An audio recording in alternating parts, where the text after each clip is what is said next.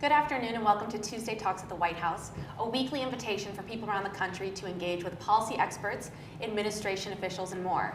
The White House Fellows Program is one of America's most prestigious fellowships for leadership in public service. And with the deadline approaching for the 2011-2012 class, we're so pleased to have with us some of the experts on the White House Fellows that will be fielding your questions on the program.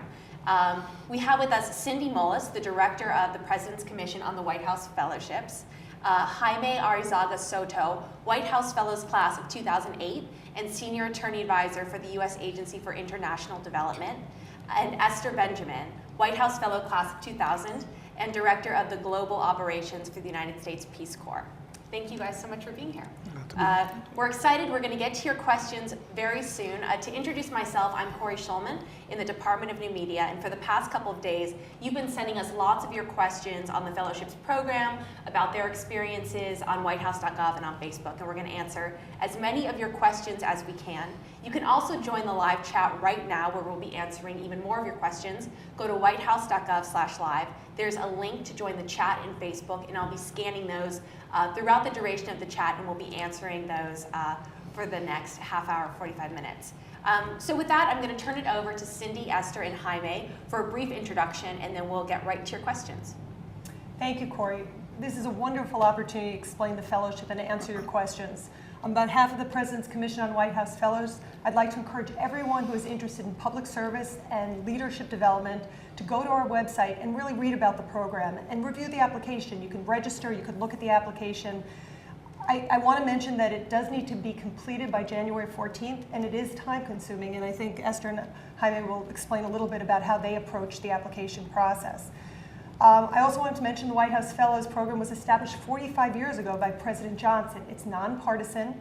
The fellows come from all sectors: medicine, science, business, law, non-for-profits. A couple of famous alumni that you may know, just General Colin Powell, Dr. Sanjay Gupta, Secretary Henry Cisneros and Elaine Chao, and Senator or Governor Sam Brownback. The goal of the program is to encourage active citizenship and to ensure that future leaders have exposure and knowledge of the public sector. We believe that future leaders are better leaders if they have exposure to the public sector. The application process is competitive. It's highly competitive, but if chosen, you're given the opportunity to come to DC and work with the current leaders of this administration. Besides your work placement, fellows are also given an opportunity to hear from leaders from all different sectors in small groups and at lunch, and as well as travel to see how federal policy affects localities. So I just want to thank Jaime and Esther for coming and sharing their expertise. And again, I encourage you to take a look, see if you're eligible, and this will be a time that we can answer some of the questions that you have. Good afternoon. I basically had a legal career for more than 10 years before applying for the fellowship program. I was born in Puerto Rico, came here to Georgetown as an undergrad, and then did law school at Stanford. And then I had a legal career while at the same time doing National Guard duty. So for me, the reason I applied for the fellowship was I love service. I have always been attracted to public service, but I hadn't done it. So I wanted to see how is it on the inside. And it is a very competitive program, but it's worth the try. Even the application process, as you will hear, it's a very learning experience. For me, it was a life-changing experience, an awesome year. So I definitely invite you all to consider it and hopefully to apply. And I am currently a political appointee at the General Counsel's Office at the United States Agency for International Development. Hi, I'm Esther Benjamin, as Corey said, and I currently work in the Obama administration. I'm Associate Director of the Peace Corps, responsible for global operations, and in that capacity, I oversee all of our Peace Corps programs in 80 countries around the world. This has been a wonderful experience working in this administration, and it has built on my White House Fellowship experience in many, many ways. Peace Corps is truly a life-defining leadership experience, and I'm honored to have the opportunity to provide more Americans opportunities to serve. I did the White House Fellowship in 1999-2000. As Jaime said, For me also, it was a transformative experience, a wonderful year. I encourage all of you to consider applying. Prior to becoming a White House Fellow, I worked in the private sector doing Big Five management consulting. I also worked with the United Nations coordinating humanitarian relief in Africa. And I worked in the private sector and also worked for the World Bank and the Brookings Institution on the World Bank History Project. So I came into the fellowship with international organization, private sector experience, and looked for an opportunity to understand how government truly works at the highest levels. Excellent. Well, thank you. With that, we will jump right into your questions. There's a very active chat happening right now on Facebook. Go to whitehouse.gov/live. A lot of people are excited to apply for the program and have a lot of good questions. When you go to whitehouse.gov/live, there's a link to join the chat on Facebook, and I'm scanning all of your questions, and we will be asking them.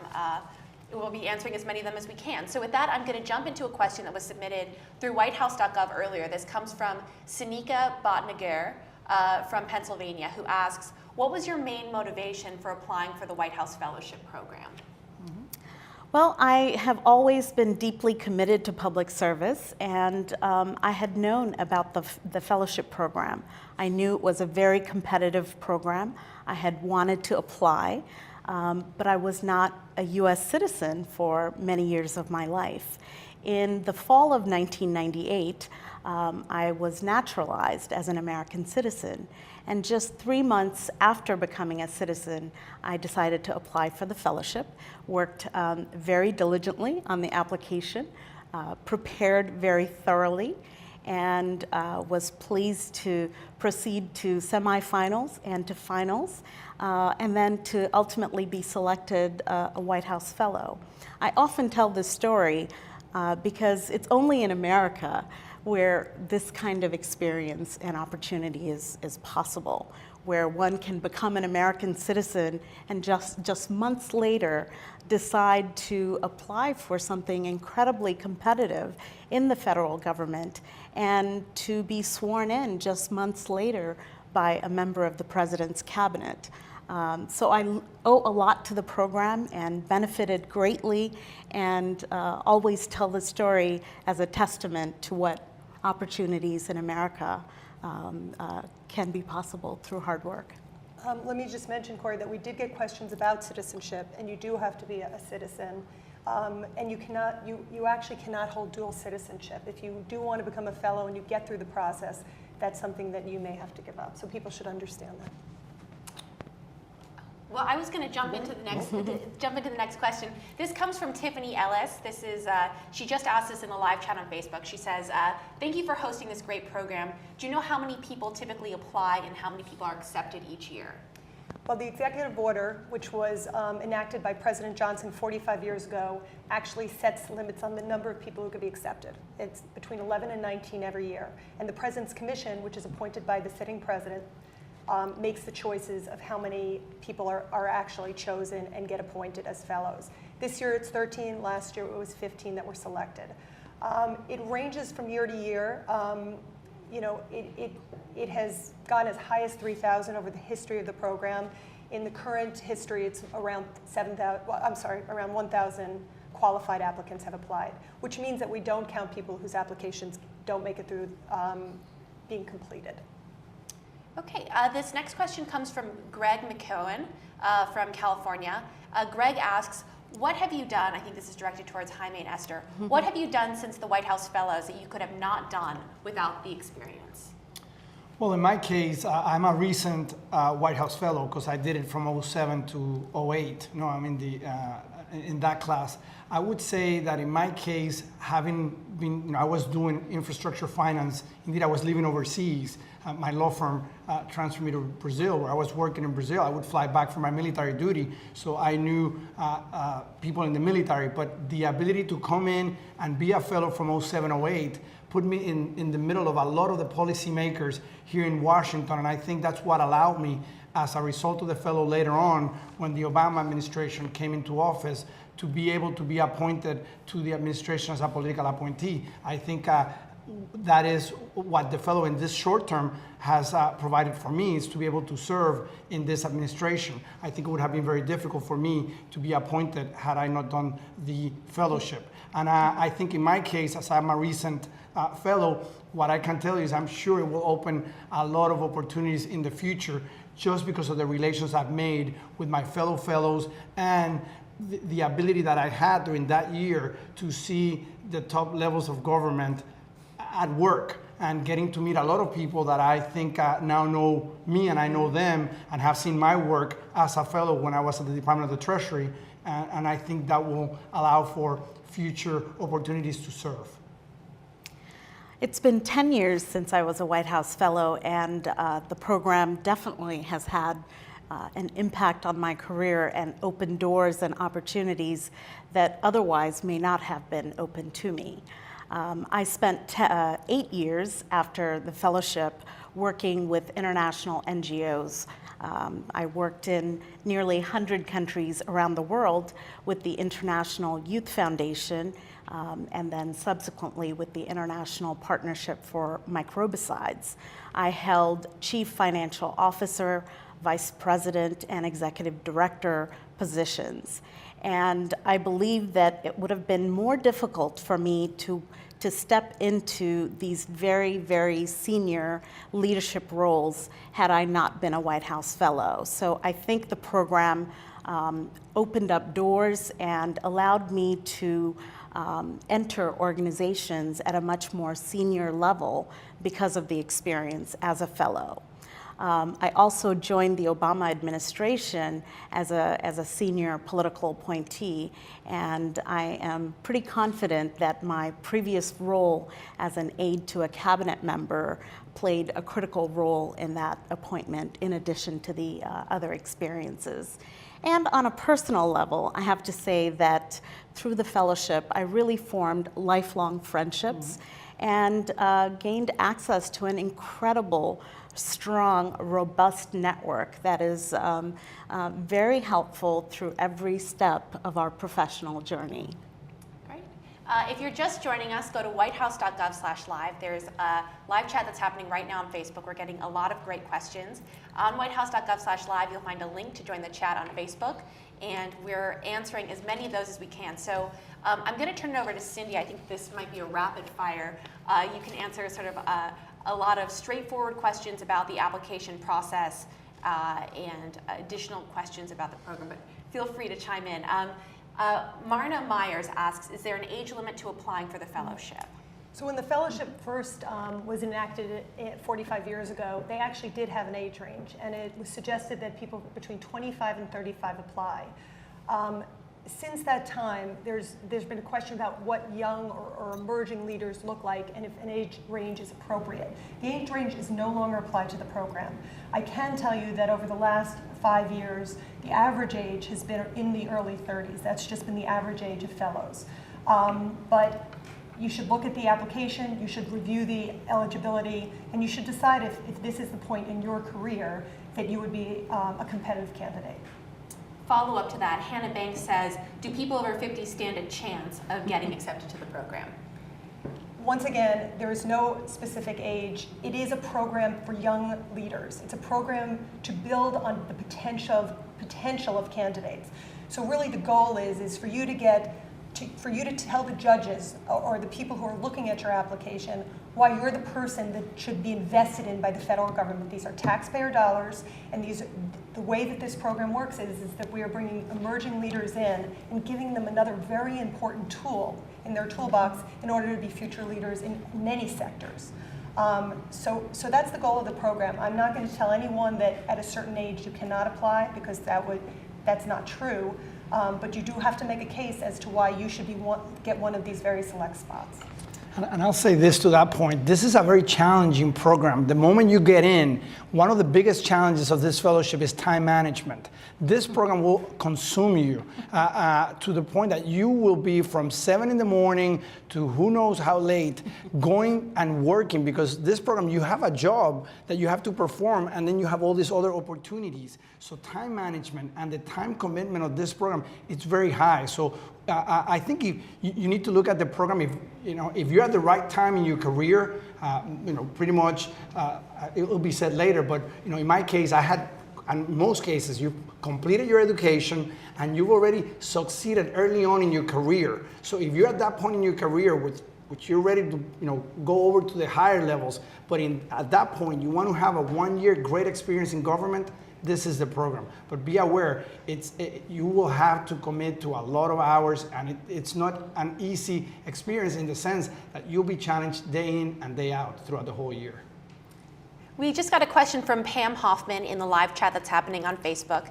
Pam asks, what surprised you the most about the program? What surprised me the most?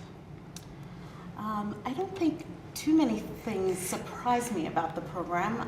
I think building on what Jaime said, the intensity of the program couldn't be underestimated. It is a huge commitment. In terms of other aspects of the program, the work placement and the education program and policy trips, I think we had been pretty well informed about those parts of the program, so I wasn't necessarily surprised by that, but the number of hours worked and the deep commitment that it takes to succeed and complete a successful year, it is quite intense. Okay, the next question, or a couple people have been asking this, Eileen Curis and Takeda Mason ask, does it have a salary? Yes, it's actually a GS-14 Step 3. I won't say a number because every year there's usually step increases, so I don't want to commit to a specific number. But it is over $100,000, so it's a wage that is significant in the federal government. It puts you at a high level within the department that you're working in, and it allows you to be able to afford to live in a city like DC. Okay, the next question, this is one that was submitted on whitehouse.gov. It comes from Kermit Jones in New York. My question pertains to the placement process within departments. How much does prior experience factor into our placement in a department or with a cabinet secretary? Are we given the opportunity to interview for specific positions?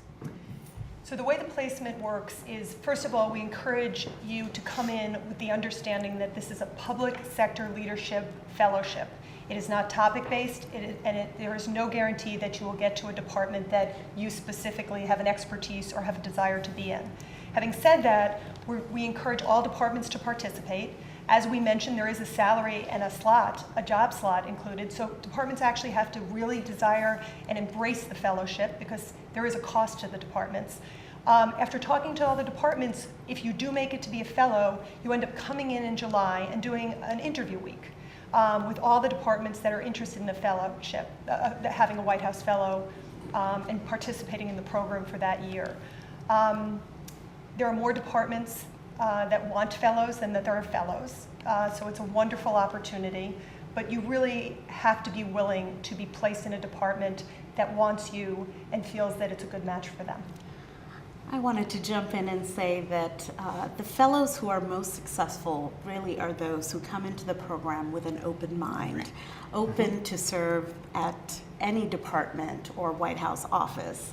I think it's often challenging for those who come in with a set idea in mind, and should that not work out, it becomes a challenging year. So I always recommend that candidate comes in with an open mind. My experience, for instance, is that I came in with a lot of international experience, and the Secretary of Labor wanted me to work at the Department of Labor. I was surprised by that. I had no labor experience. However, the Secretary was launching some major new international initiatives, and I went there with an open mind, and the Secretary and other senior staff and colleagues I worked with made it such a worthwhile experience. But I had no idea that I was going to be in a department that I knew very little about. So I always recommend that people come in with an open mind to serve where they're asked to serve. Corey, I should also mention, because I think this is an important aspect, is the fellowship is really a learning experience. the actual slot that you get at wherever you're placed cannot be translated into a long-term job. It is a one-year position. So people should understand that even if they get the placement that they want, that it's over in a year. The year is for your learning, for observation, and it is actually not a program that was created to encourage you to stay in government. It's actually a program that President Johnson created to encourage you to go back to your communities and contribute in whatever sector, in whatever communities that you had been in before the fellowship. And that's a very big distinction between some other fellowships. And if I might take that as a lead-in into the community service side, the community, I cannot underemphasize the importance of community involvement and community service. I know a lot of great candidates that have not been able to make it to the program because they were not involved in their community. So when you do your application, make sure you emphasize your activities, whether it's with churches, whether it's with the Boy Scouts, whether it's with schools. You know, the community aspect, it's a critical part of the application process. We're looking for people that are committed to serve in their communities and that will take whatever they learned during that year back to their local communities. One thing just to note, there are a number of people in the chat that are asking how do they apply or how do they access the application. If you go to whitehouse.gov/fellows, you will find a link to the application for Jimmy Thompson and the others that were asking about this. Matthew Brodracky and Tony Crabtree that are in the Facebook chat are asking what's a typical day like for a fellow? Wow. Well, I can say mine. I was assigned to the Department of the Treasury, and this was from 2007 to 2008. So you all know how our economic situation was starting to face some daunting challenges. I would start with a staff meeting at 8 in the morning every day. So I would be at the Department of the Treasury sometime around 7:30, 7:45, and get ready for that 8 o'clock staff meeting of the front office of the Department of the Treasury, where we would analyze what was going to happen that day. And sometimes there are already issues as a result of the media that you have to deal with as that early. And every day was different, to tell you the truth, but that would be a standard. Many days during the year, we had a guest speaker at the White House Fellows Office at noon. So that meant that I had to do as much as I could at Treasury and then head out at 11:45 and run across the White House to the White House Fellows Office for a noon meeting with a great speaker. It could be Colin Powell, Cokie Roberts, Sanjay Gupta. It could be, David Petraeus, John Petraeus. It was a wide variety of leaders from the nation to speak to us, university presidents, other members of the cabinet. It was outstanding. And then I would go back to Treasury for my work in the afternoon, and then many times in the evenings, there were a variety of events. And that was a typical day that would go until late, and in between, during the year, you have some specific programs that you might have, whether it's a trip to analyze how federal policy affects local communities in Louisiana. We visited New Orleans and we met with the mayor of New Orleans and saw that too. So every day is different. It's extremely challenging because you'll have a lot of events and not only requirements but opportunities to do things, and you cannot do them all, but you got to manage your time as best you can to get the most out of it. Great. If you're just joining us, go to whitehouse.gov/live and click the link to join the Facebook chat. We've got tons of great questions rolling in. This next one comes from Michael Futrell Similton. Very interesting question. What was the one thing that you learned about the process that everyone should know? I would say that the process is one that really involves self-reflection. The application questions, the essay questions, really forced me, and I think this is consistent with other applicants' experience. The questions force us to think about where we've been and what our passion is and what our commitment is to, and what our goals for the future are. So it was a deeply reflective process. I think we all worked very hard on the initial application package itself, which is key.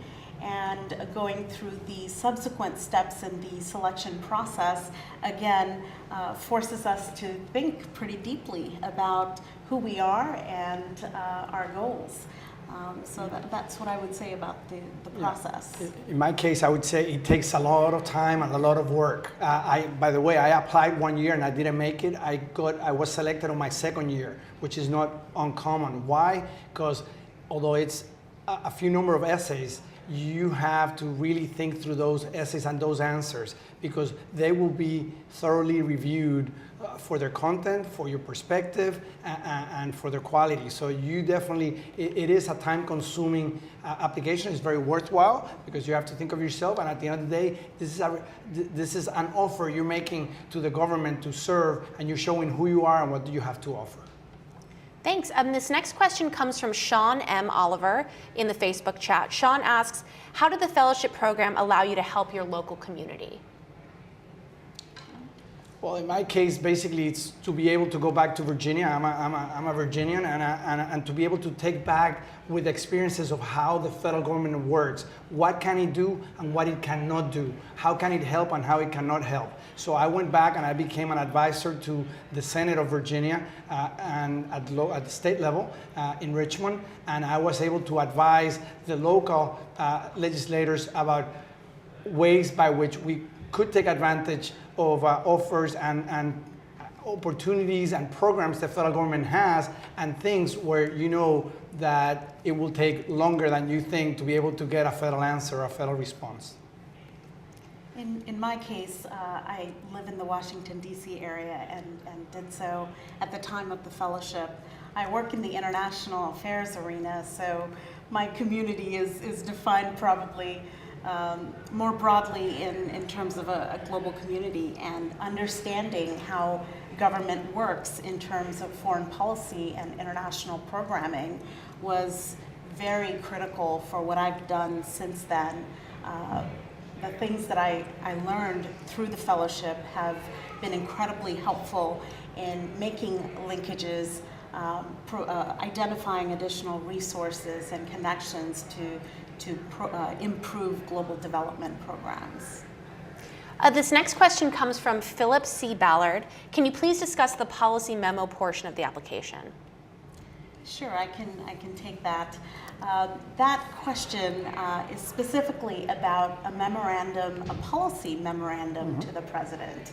And most importantly, I would say that it's important to follow instructions. I think for that essay, it's a 500-word limit, so important to follow instructions and keep to the 500 words or less. I think it's important to be very precise, very concise, important to provide background, identify the different sides of the issue, and to make a very thoughtful, intelligent, and practical policy recommendation to the president, and to really convince the president to support your recommendation or to implement your recommendation.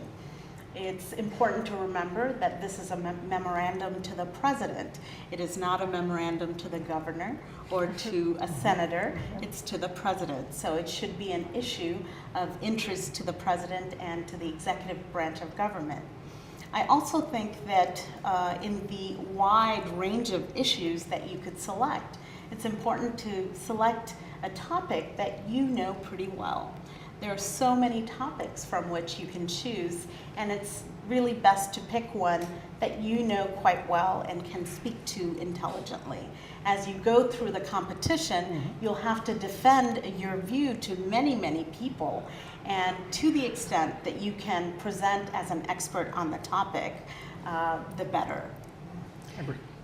The next question comes from Michael Futrell Similton, who had asked another question, but this is a good one, and it's come up a few times before. Greg McCohen from California had submitted a similar question in advance, and this is about the interview process. Michael asks, how can you provide some insight into the interview process? And Greg wanted to know how you personally prepared.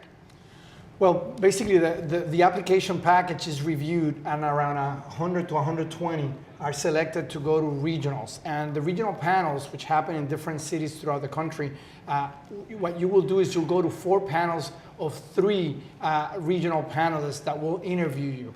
And it is like a job interview. Here you are putting your package, and that's why it's so important to know your memo and to know your application in and out. Because you'll come in and you'll be receiving questions and having a dialogue by a 3-person panel for around 20 minutes, and you'll have 4 of those in one day at the regionals. And how do you prepare? You need to be at the top of the game. This is just like a job interview or a school interview when you're trying to impress that you are the best person for this program. How did I get ready? I have to tell you, I read The Economist, The New York Times, The Washington Post, and many other top-notch publications in and out for a few months as soon as I knew, and I went even back to make sure that you're up to speed at the level this is. You are coming to the highest levels of federal policy, and you need to know, at that point, you don't know what department you're going to. So you need to know all the top issues that are happening in policy and politics and international affairs at the time you come to the interview, because they might ask you about a current event issue. It might not be in your area. I'm an attorney. It could have been in science, and you have to be ready to engage intelligently, and you need to show that you are up to speed with the issues of the day. I should just frame the 3-tier process that happens once your application is in. I think that would be helpful. And we've mentioned them, Esther and Jaime have mentioned them. The first round, after your application is completed and the office gets the application, we make sure that 3 alumni read that application. It is a paper process. So as Esther was encouraging you to be very clear and reflective on that piece of paper, that's going to be your ticket to the regionals. So out of all the applicants, if 3 alumni feel that you recommend you to move on, approximately 100 to 120 of those applicants are going to move on to the regionals. At the regional level, as Jaime has mentioned, there are 12 community leaders. So whatever city you're in, and we try to be as diverse in terms of placing you closest to the city that you're at, because you have to get yourself there. So we have cities across the country. We have 8 locations. And once you're selected as a regional, you will be then informed that you will be at a certain panel. You won't know who those community judges are. We don't share that. But they are judges from all diverse backgrounds, because you're from diverse backgrounds. So it's going to be scientists, it's going to be business people, it's going to be lawyers and doctors and people from the non-for-profit sector. So you really have to be up to speed on all these different issues. If that panel decides to recommend you into the next round, which gets down to 30 national finalists, that's your opportunity when we bring you to Washington, D.C. in June, and you meet with the President's Commission on White House Fellows.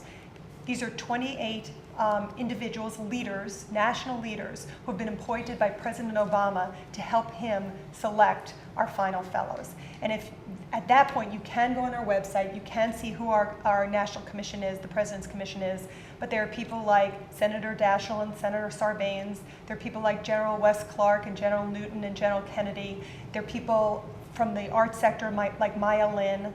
I could keep going, because every one of those commissioners in their own right is a leader in their own field. Ruth Simmons, who's the president of Brown, and Peter Henry, who's the president of NYU Business School. So you're just getting a sense of, if you get through the first tiers, the last tier is a 2.5-day interview process in which you meet the President's Commission, and you have to explain to them why you should be a fellow this year.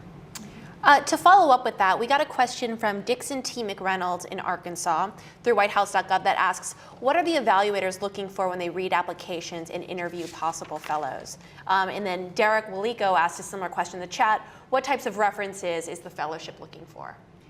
Well, I'll take the first question. You can talk about a little bit about how you decided who would be your recommenders and how you went about asking them. It was probably helpful. But we actually provide each of the different reader, whether it's a reader or a regional judge or the President's Commission, we give them 5 broad areas to look at your application and to talk to you about when you come into the interview process. And I'm actually going to read them, so I'm very accurate, and I try to give you a real strong sense. Within each of these 5 criteria, there are so many levels underlying them. So I know this is going to feel very broad, but I do want to give you a sense of what we ask them to look for. So it's a record of remarkable professional achievement early in one's career. It's also evidence of leadership skills and the potential for future growth.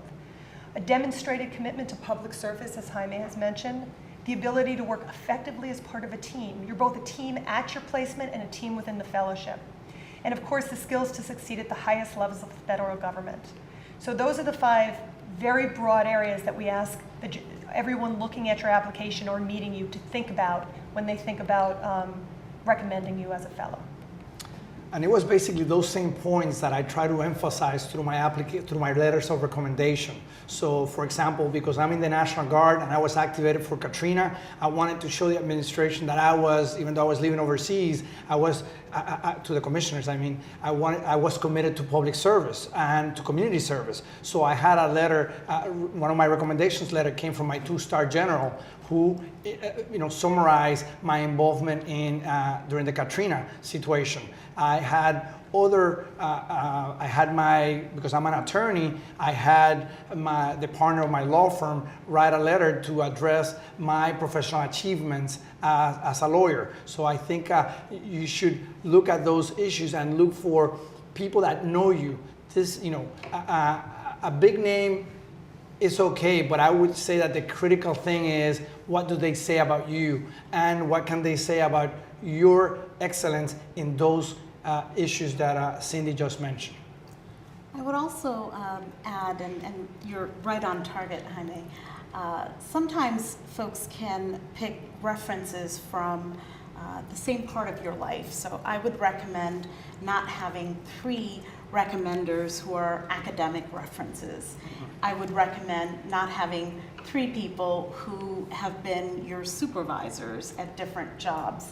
I would make sure that those are very different kinds of references. I think in my own experience, I had an academic reference from the dean of my graduate school.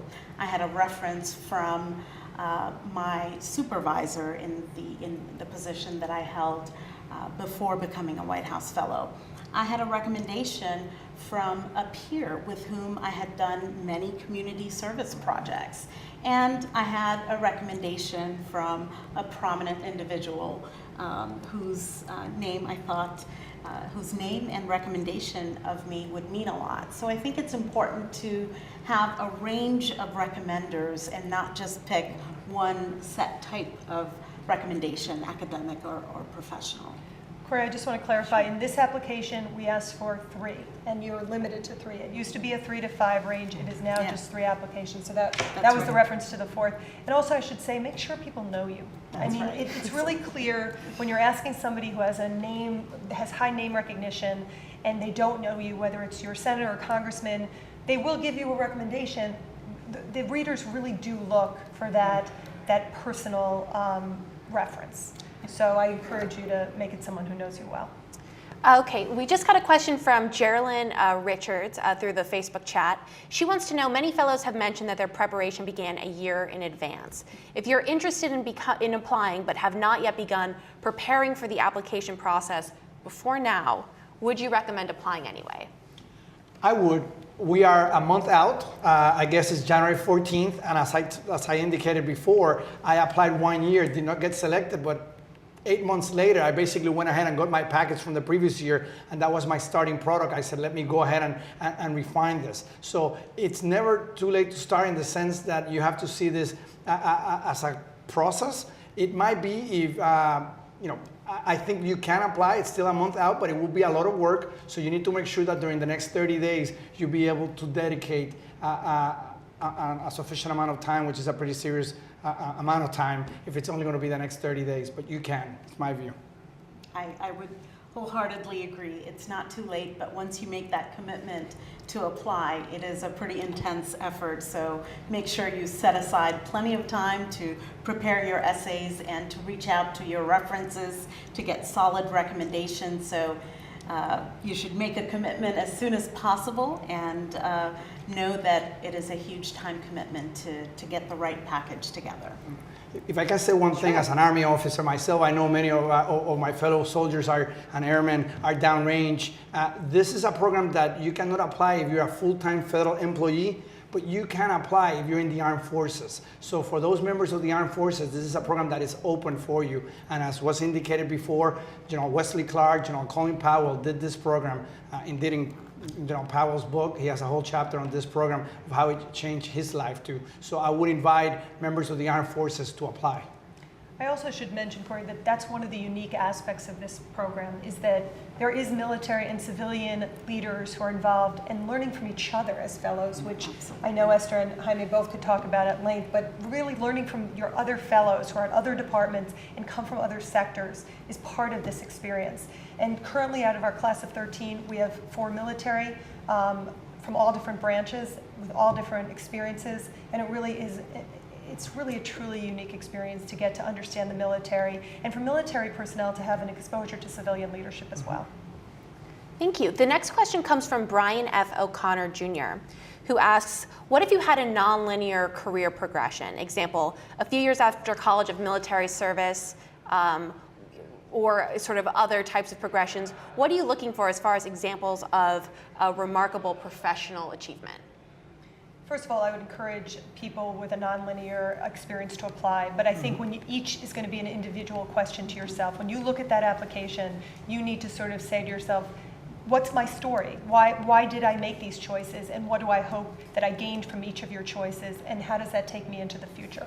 So I really think that you should not be discouraged. There is not one model. There's not one type that becomes the fellow. And in fact, that also makes the experience amazing. Absolutely. Is that when you come in, you find people who have had such different experiences. Last year, we had someone who was a journalist for 8 years and then went back to law school and ended up becoming a fellow right out of law school.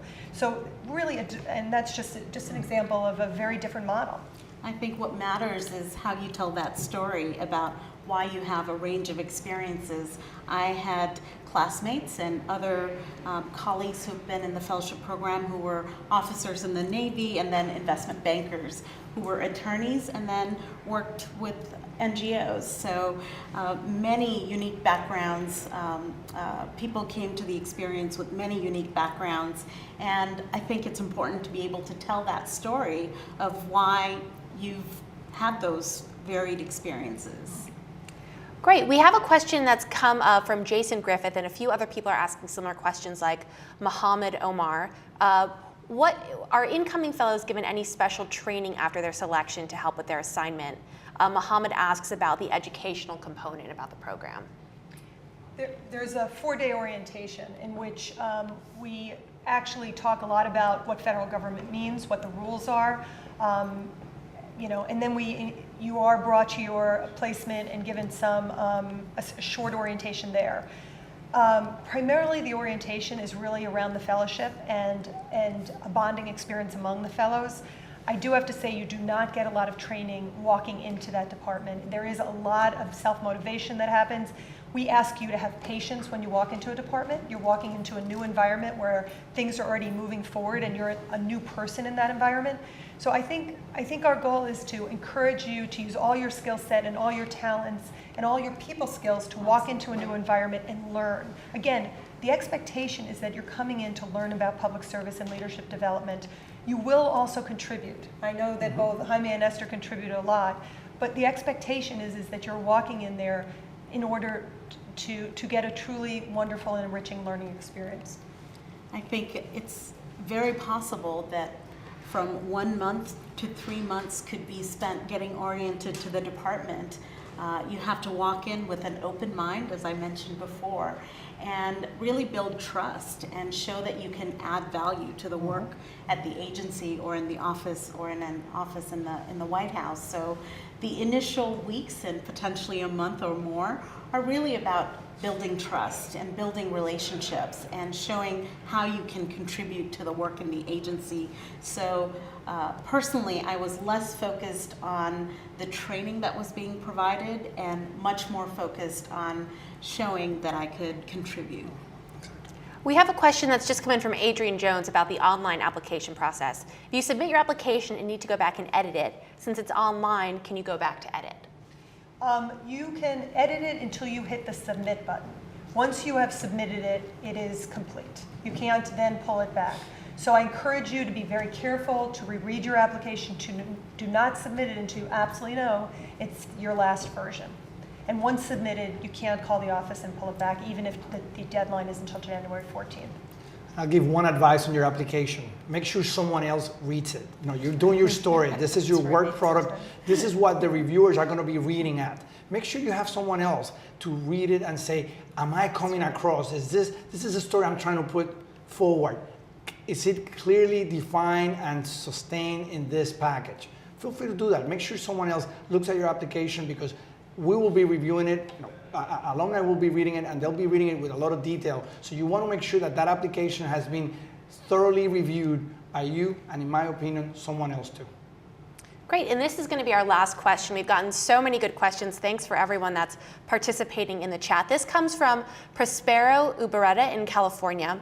What's the most difficult aspect of the fellowship year? The most difficult aspect is basically the time management and the challenges. Once again, this is not a side chair. You will be at the table.